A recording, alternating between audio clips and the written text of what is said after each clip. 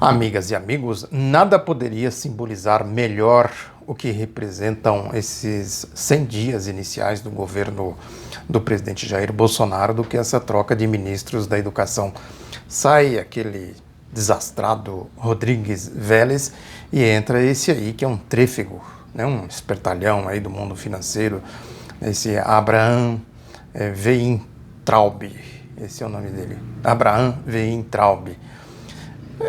Figura aí com uma certa projeção no mundo financeiro, né, professor de direito previdenciário, enfim, já é uma figura bem dissecada aí pela própria mídia.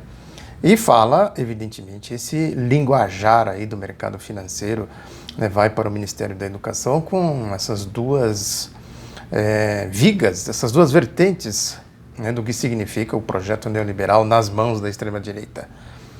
Eu sempre disse aqui que o projeto neoliberal ele só se viabiliza pelas mãos, pela condução política da extrema-direita, que é o fascismo.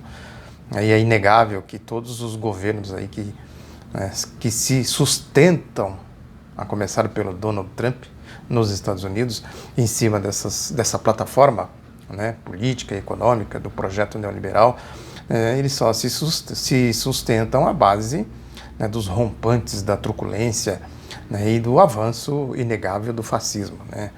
E aí tem, evidentemente, as reações entre eles mesmos, tem reações, eu tenho falado aqui sistematicamente dos editoriais dos jornalões, como eles pegam no pé do Jair Bolsonaro, né? Agora, é isso, esse ministro que assumiu, né, ele vem exatamente, né, fazer esse papel no Ministério da Educação, que aí também é um filão, é um veio para se ganhar dinheiro, né, e ele vai com esse discurso anticomunista, rastaquera, né, do marxismo cultural, essas coisas aí de cachorros loucos, o discurso dos cachorros loucos, é exatamente isso aí, o comunismo, essas coisas todas, né, sem nenhuma fundamentação, né, sem nenhuma base filosófica, ideológica.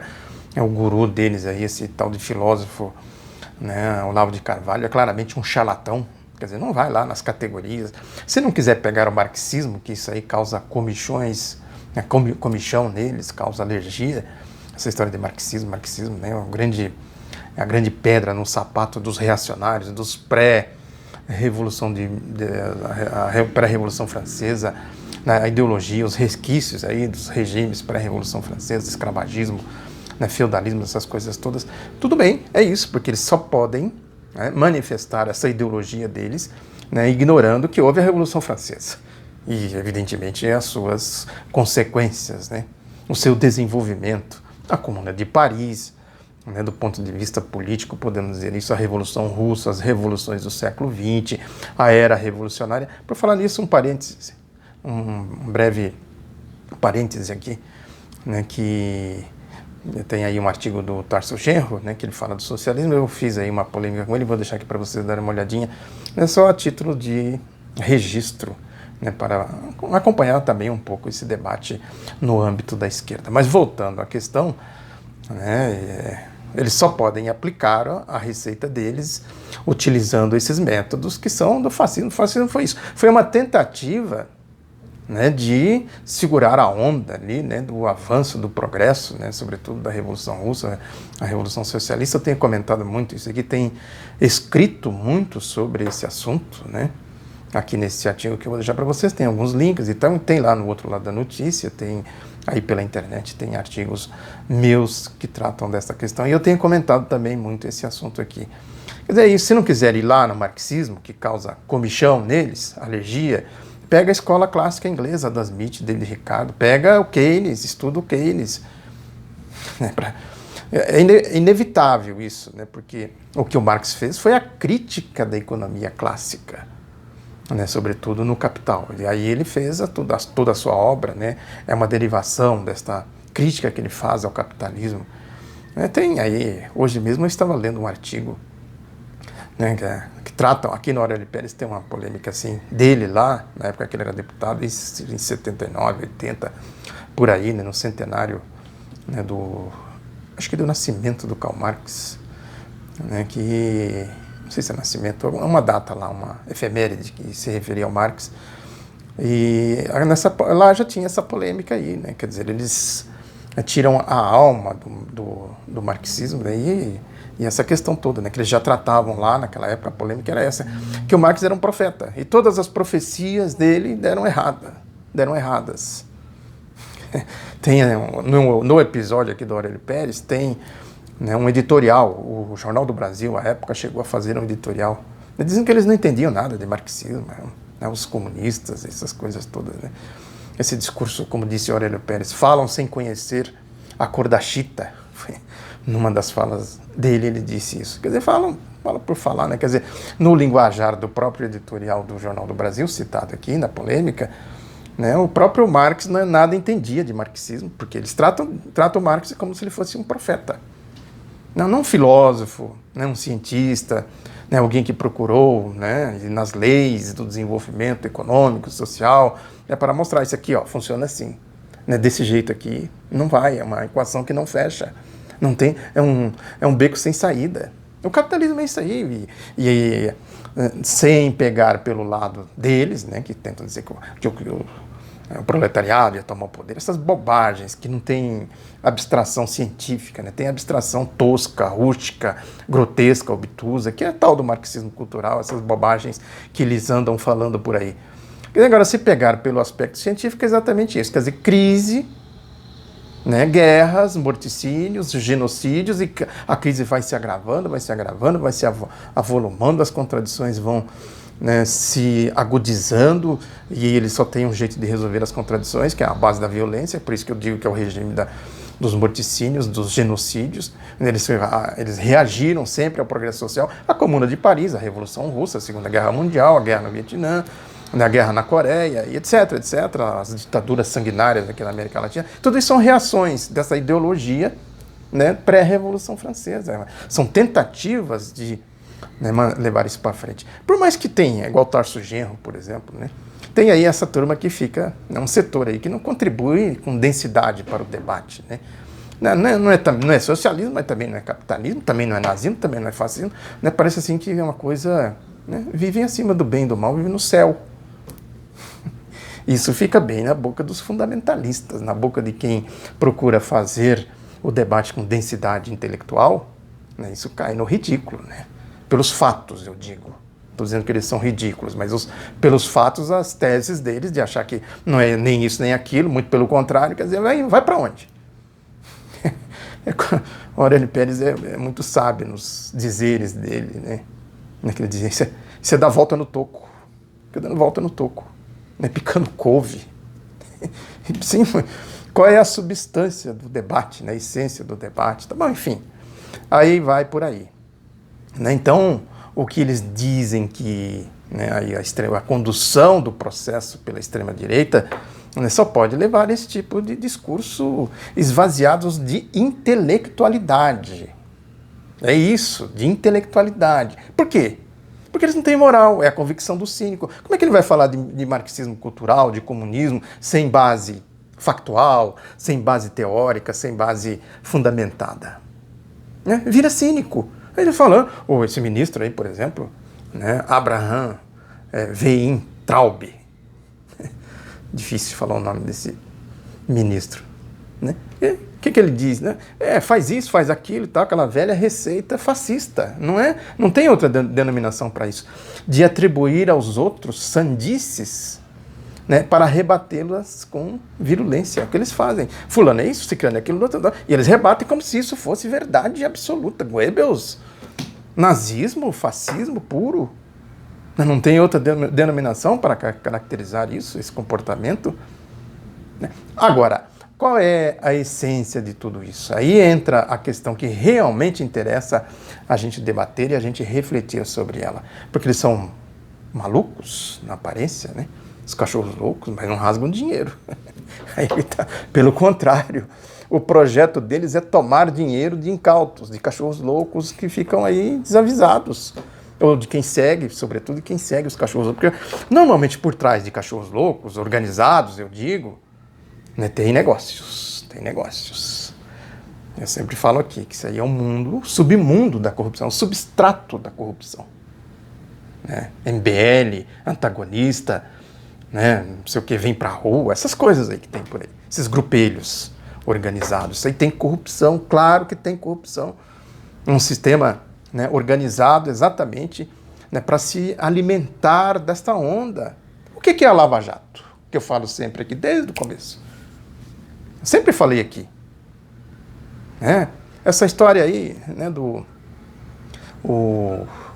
ficam agora, né, algumas pessoas... Sim, mas a Lava Jato era boa, agora ficou ruim. Como assim?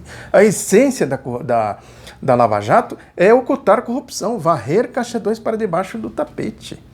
E em cima disso foram criando uma ONG, que não é de hoje que eles faturam em cima disso. Quem me acompanha aqui sabe disso, que não é de hoje.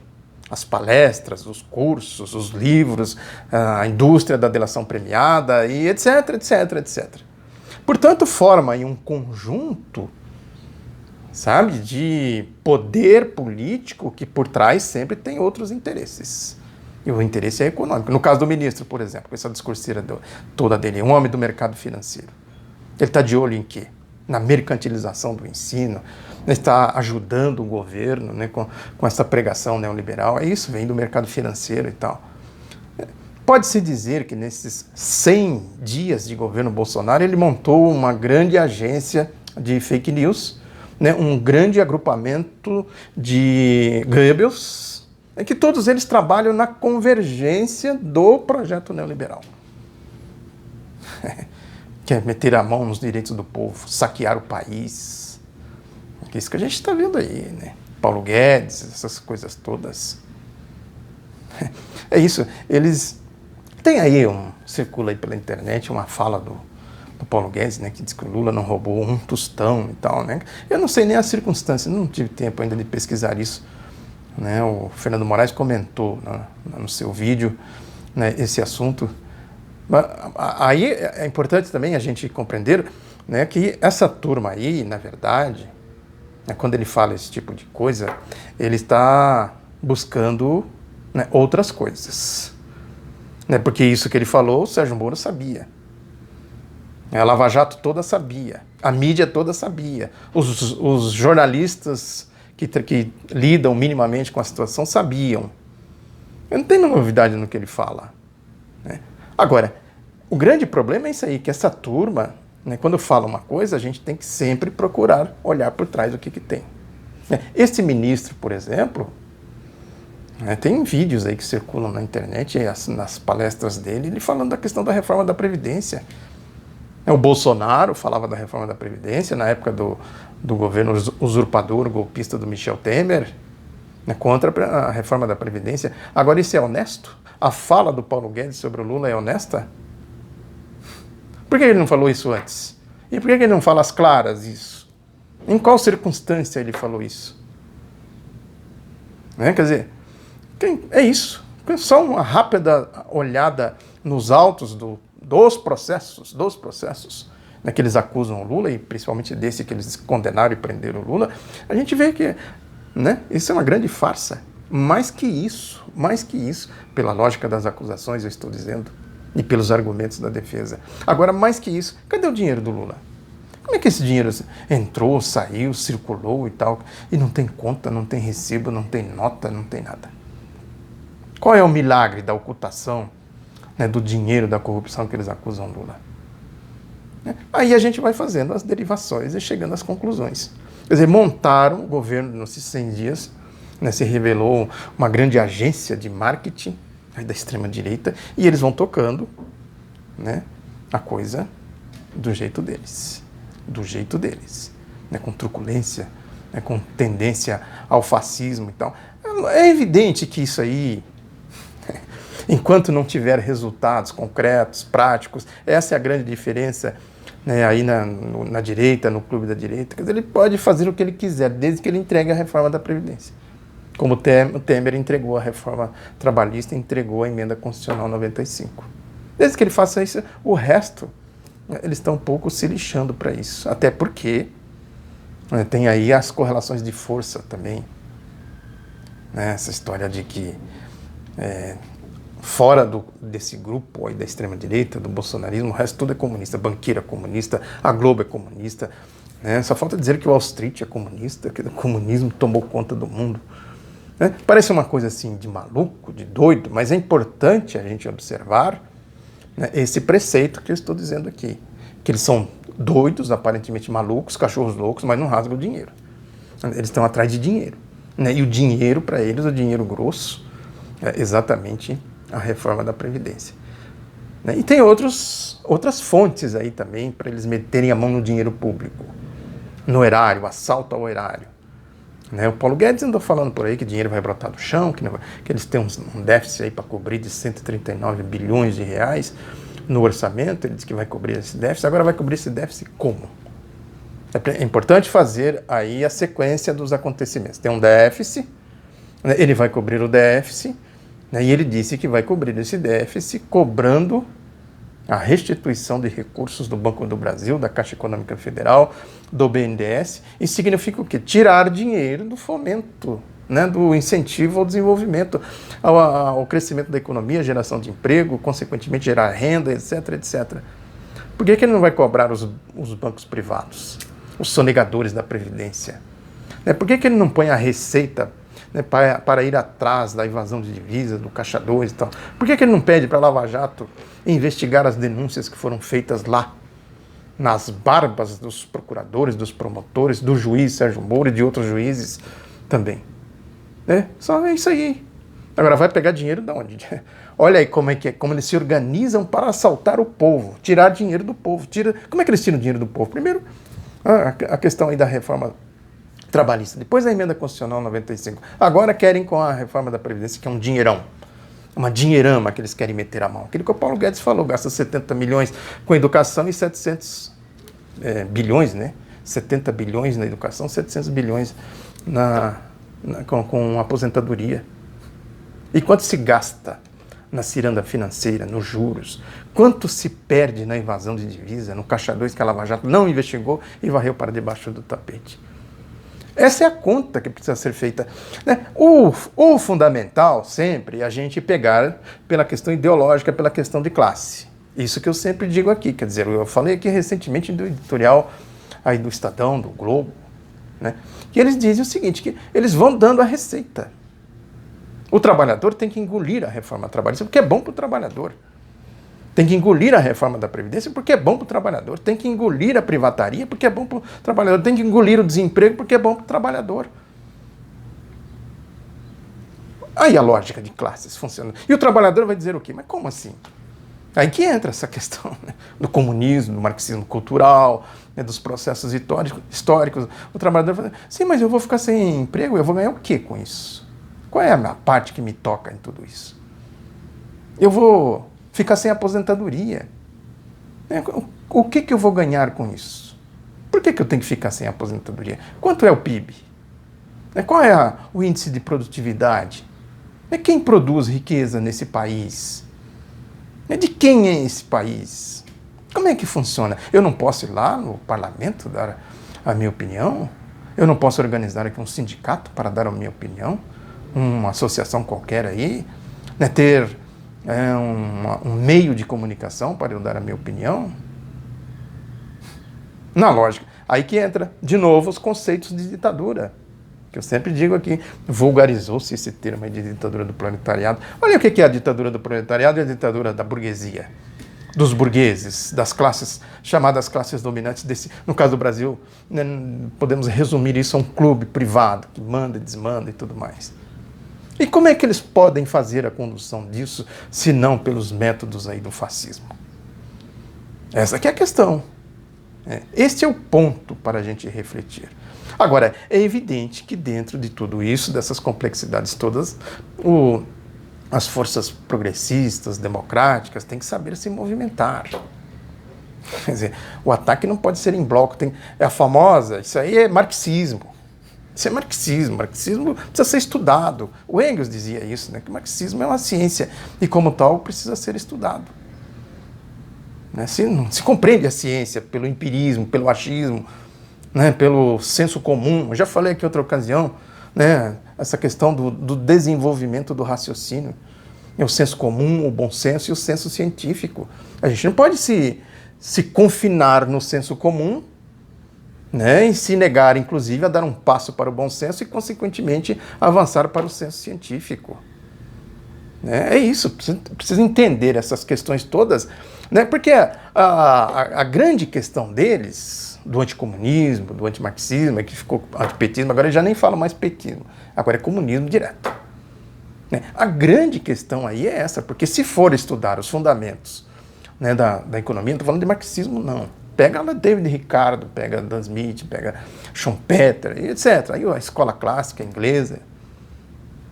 Pega lá o que eles falavam da Revolução Industrial, da Revolução Francesa, né, das revoluções que, né, fizeram a transição do regime feudal para o regime capitalista. Estudem tudo isso e tal, e vai chegar a um ponto, sim, mas agora para onde vamos? Aí você vai para o Marx, claro, vai para o Marx. Aí o Marx pega tudo aquilo lá e fala, isso aqui não funciona. É que o desenvolvimento que ele chamava das forças produtivas, que é o conhecimento humano, né, mais a tecnologia, na interação do homem com a natureza, com a tecnologia, o desenvolvimento de tudo isso com a Revolução Industrial, depois a Revolução Francesa, leva inevitavelmente à necessidade, vejam bem, a necessidade de uma organização política também desenvolvida condizente com isso. Senão cria o choque, cria as contradições, cria o quê? Retrocessos, a tentativa agora de jogar, né, o desenvolvimento da humanidade de volta para o pré-Revolução Francesa. Aqui no Brasil é isso aqui, nós estamos vendo aqui, né, o que significa isso, tentando levar o Brasil de volta, né, a pré-Revolução de 30. Teve lá, antes da Revolução de 30, o salto civilizatório e tal. Mas quem consolidou os saltos civilizatórios, a independência, a abolição, a república e tal, foi a Revolução de 30, e depois, mais na frente, né, a base do empurrão, da luta dura do povo, a Constituição de 1946, depois, agora, mais recente na história, a Constituição de 1988. Essa questão é fundamental. É isso, né? Para a gente entender cientificamente tudo isso, é necessário que a gente reflita de que a gente tenha conhecimento histórico. Eu digo sempre aqui, e enfatizo mais uma vez, né, que esse conhecimento leve... O conhecimento é uma espiral, né, já dizia aí os clássicos do marxismo, que um conhecimento leva a outro. Né, isso é infinito.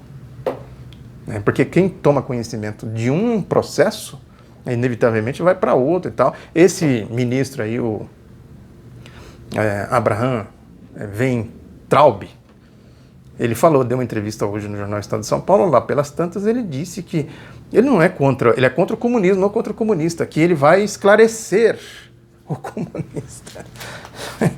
Mas vai esclarecer com quê? Como? Se não pegar tudo isso. Senhor, doutor ministro, esclarece aqui então o que foi a Revolução Francesa. Tá, então vamos debater a Revolução Francesa. Esclarece aqui então o que foi a escola clássica inglesa, da economia clássica.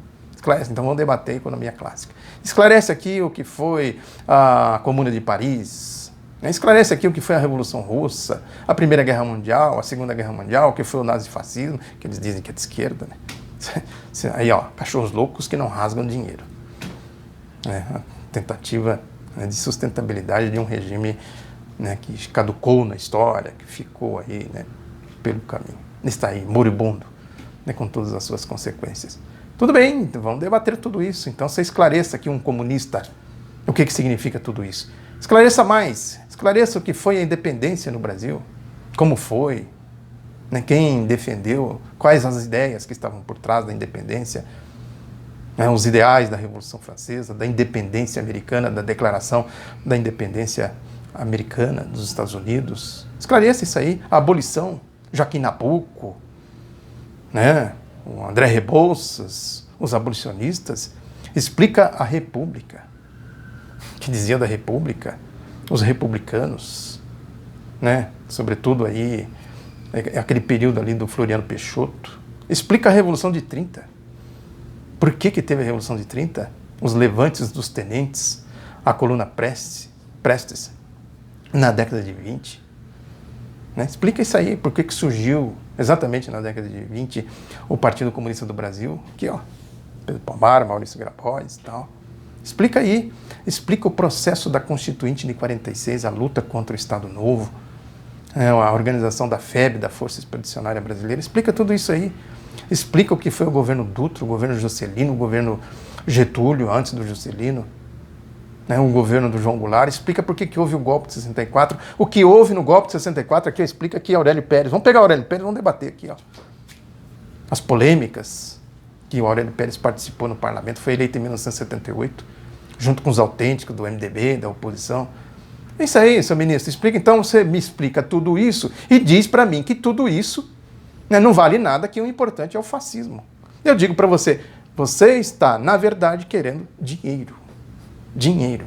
Né, com a reforma da Previdência, a emenda constitucional 95, a privataria, a destruição do país, da nação, do conceito de nação, né, dos interesses do povo, assaltando as riquezas do povo. Aí a história do pré-sal, que eu acabei de dizer aqui, da Caixa Econômica Federal, do Banco do Brasil, do BNDES, etc, etc. A aposentadoria do povo, a CLT, essas coisas todas. Eu digo para o senhor, seu ministro, que o que está por trás do seu discurso de fascínora, de fascista, é exatamente isso. As louvações que vocês fazem aos torturadores, assassinos, latrocidas do regime de 64, aqui ó, um sobrevivente, né? Também, esses aqui não são sobreviventes, foram assassinados. No caso do Grabois, né, ele morreu atirando contra a turma da repressão. Carlos Danieli, que eu também escrevi a biografia dele, que também foi assassinado nas mãos desses que vocês estão defendendo. Né? Explica tudo isso, seu ministro, e o senhor tente me convencer. Se o senhor explicar tudo isso de um ponto de vista, né, histórico, filosófico, né, real, se o senhor explicar tudo isso, o que isso tudo significa, e fizer uma síntese, eu vou dizer, parabéns, ministro, parabéns, o senhor está com a razão. O desafio é esse, explica lá. Né? Revolução Francesa, etc. Aqui no Brasil, independência, saltos civilizatórios, etc., até chegar aqui a Constituição de 88. Né? Se o senhor explicar tudo isso dentro de um raciocínio lógico, dentro de parâmetros científicos e filosóficos, eu te dou parabéns e, né, pulo imediatamente para o seu lado. Faça isso. Está lançado aqui o desafio. Não só ministro, qualquer um aí. Muito obrigado pela atenção. Divulga o outro lado da notícia. Um abraço e até a próxima.